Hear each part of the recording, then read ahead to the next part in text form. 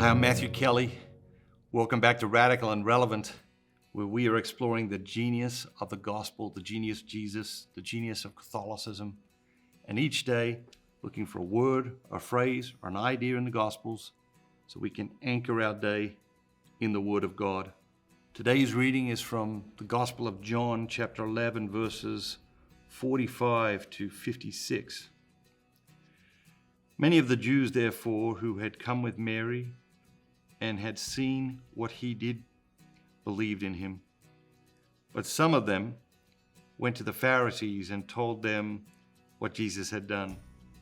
So the chief priests and the Pharisees gathered the council and said, "What are we to do? For this man performs many signs. If we let him go on this way, everyone will believe in him, and the Romans will come and destroy both our holy place and our nation." But one of them, Caiaphas, who was high priest that year, said to them, "You know nothing at all.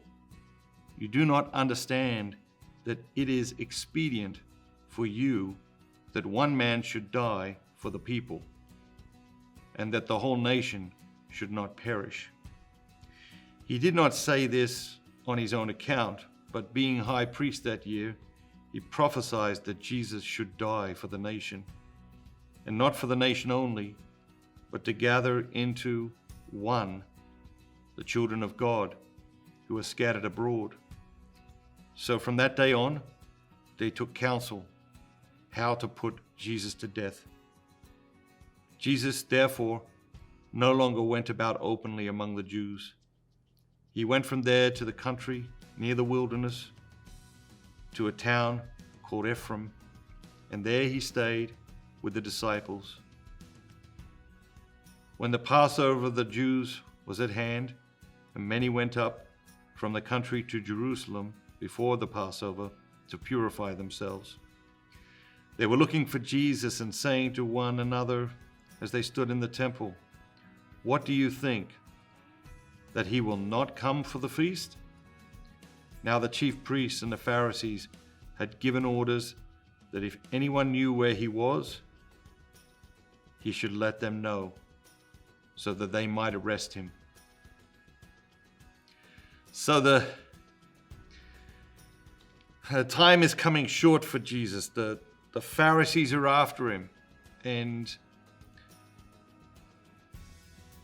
one thing they absolutely refuse to look at are his works, are his miracles, is the fruit of his life.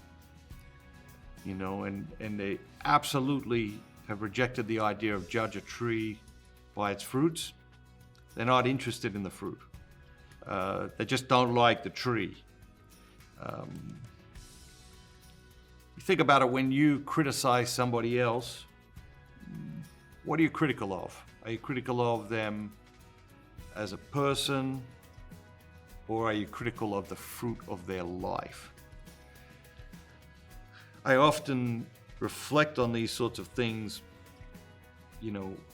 when I'm criticized, and you put yourself out there publicly, you're going to get criticized. I read some of these comments on YouTube some days, and I'm like, whoa.